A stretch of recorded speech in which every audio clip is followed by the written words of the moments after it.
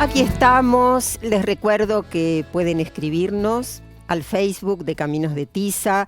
Allí están los mensajes de ustedes, están también nuestras respuestas. Van a encontrar algunos videos. El resto pueden buscarlos en la página del canal, que se van subiendo muy poquitos días después que fueron emitidos al aire, pero ya saben, ahí pueden hacernos preguntas, sugerencias, propuestas que por supuesto tomamos en cuenta. Ahora les cuento que fue directora del Servicio de Fotografía de la UNESCO, Dominique Roger, fotógrafa, reportera, se interesó muy especialmente por el tema de la alfabetización. Hizo una muestra de sus fotografías en Buenos Aires y la vamos a compartir.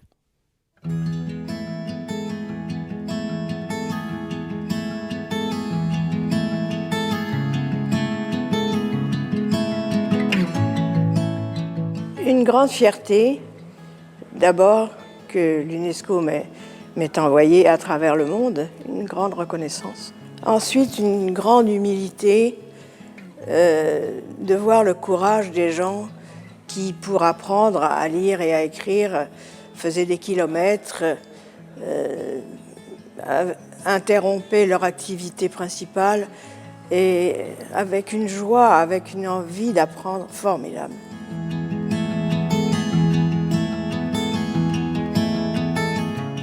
L'inégalité dans l'éducation se reflète dans le monde entier.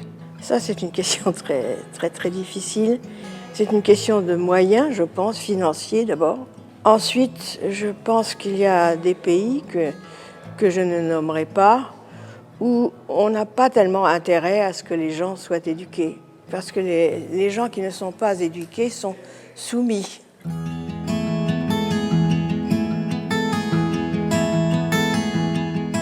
Je crois que ça, c'est très important de le dire. C'est pas très facile à admettre, mais c'est comme ça. Parce que dès qu'on donne à un pays, à des gens, la possibilité de réfléchir, ils prennent leur destin en main.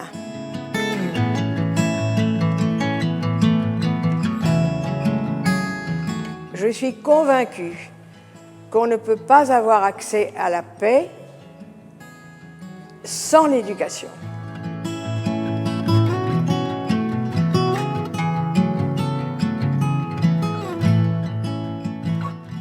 Bueno, y la alfabetización tiene mucho que ver con la escuela pública históricamente, pero podríamos decir ahora que el concepto de alfabetización se amplió muchísimo. No alcanza con saber leer y escribir, ¿no?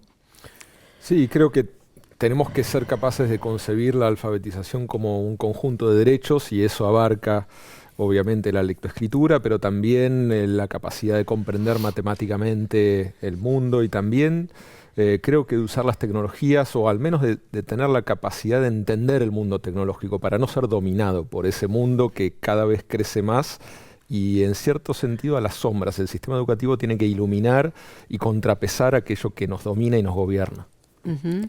Sí, me parece que también no es algo que se puede reducir a un nivel educativo. Me parece que el desafío es entender que la alfabetización no termina ni en el aprender a leer ni a escribir en la primaria ni en la secundaria, ni tampoco hay que subestimar el acceso a los textos y a los materiales de trabajo, de enseñanza y de aprendizaje, incluso en el nivel superior, en donde hay sendas experiencias de trabajo sobre alfabetización universitaria que enriquecen un montón el proceso de aprendizaje en ese nivel. Bueno, claro, leer textos más complejos es seguirse alfabetizando, Exacto. ¿no? No, iba a plantear yo que tal vez limitar leer y escribir a un problema intelectual es poco, es un problema social. Digo, no es que antes se leía más o menos. Leer no es simplemente un problema del cerebro, leer. No es, tiene que ver, se leía más, se leía menos, se leía distinto. Leer era otra cosa. En 1880 leer era una cosa, hoy es otra, pues se lee distinto y por otros fines. Creo que hay que verlo como una práctica social. Y si la educación solo piensa como un problema intelectual, la lectura y la escritura, no nos va a ir bien. Hay que pensarlo como prácticas, los usos, las formas, las tecnologías. No se lee igual que antes, ni mejor ni peor. Se lee distinto, porque está situado socialmente. Y hasta en formatos distintos. Exactamente. Digamos, que no es lo mismo ser analfabeto hoy que serlo en 1880 porque es distinto. Digamos. Y bueno, entonces pensemos cuál sería la función del Estado en la era digital, por ejemplo?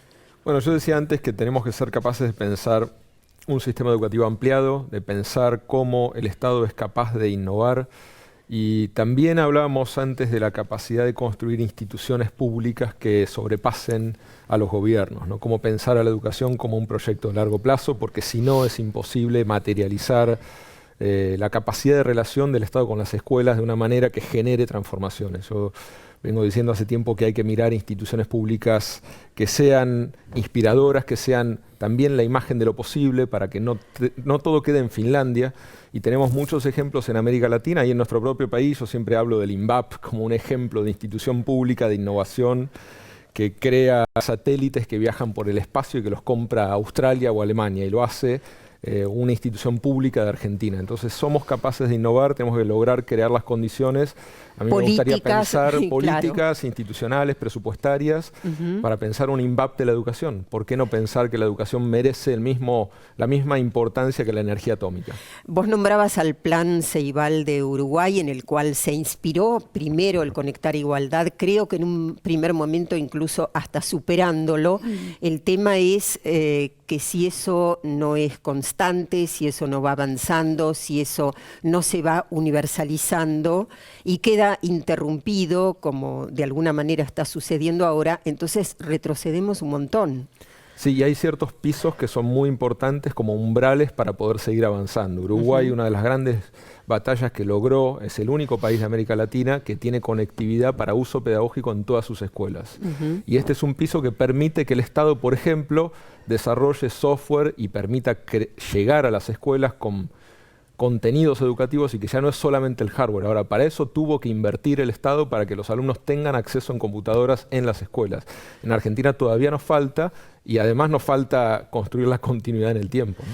Bueno, esa continuidad, esos reclamos, esa defensa permanente a veces está, como en la ciudad de Buenos Aires, a cargo de Familias por la Escuela Pública. Segunda parte, fuimos al encuentro, recuerdan, de Carolina Montorfano. El lugar de las familias agrupadas en conexión y en defensa es muy sustancial, porque no es una agrupación política, es una defensa más orgánica que viene año tras año, que si no fuese por eso no sabemos qué pasaría con determinados edificios. De hecho, la zona sur de la capital federal, que cuenta con menos recursos, la gente tiene que conseguir cómo comer, cómo vivir, y no se puede replantear la infraestructura de su espacio educativo. Bueno, en esos espacios suceden otras cosas que no suceden en escuelas donde hay más apoyo de las familias. Familias por la Escuela Pública nace hace ya varios años.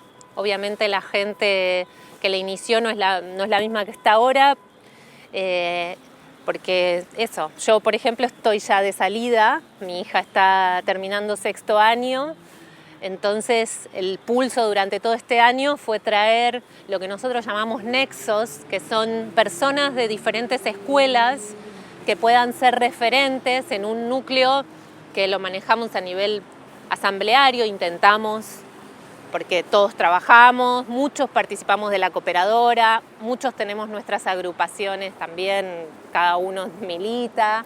Pero bueno, intentamos que Familias por la Escuela Pública sea eso, un nexo de diferentes escuelas de la capital federal, y cuando uno se va, que pueda entrar otro nexo de esa escuela, de escuelas primarias, de jardines de infantes, de escuelas secundarias.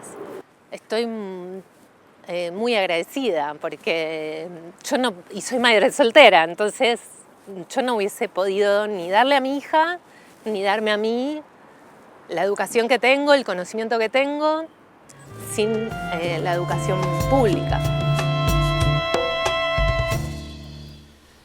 Y es así, sin la educación pública, miles y miles y miles de personas de distintas edades quedarían afuera. Evidentemente en Familias por la Escuela Pública se van pasando la posta. Hay una polémica, no sé ni siquiera si es demasiado importante, que se instaló hace algunos años, ¿Las escuelas son todas públicas, algunas de gestión privada y otras de gestión pública? ¿Es así?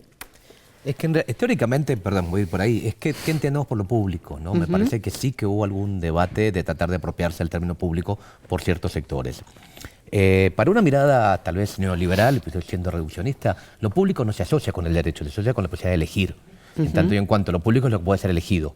Y bueno, entonces también se podría elegir la escuela pública. Si uno dijera hace 50 años yo elijo la escuela pública, sería una contradicción. La escuela pública no se elige, no tiene que ver con elecciones, tiene que ver con derechos. Entonces me parece que en algún momento apareció esta idea, lo pone la Ley Federal de Educación, digamos claramente en el contexto neoliberal, suponer que toda escuela es pública porque puede ser elegido.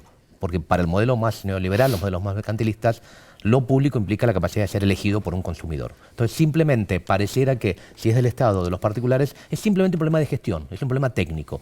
Uno diría, no, es un problema político. No es lo mismo algo gestionado por el Estado en tanto y en cuanto el lugar garante del bien común que es generado por un particular. Los fines de lucro, creo que hubo una apropiación del término público por ciertas posiciones políticas, lo cual siempre sucede.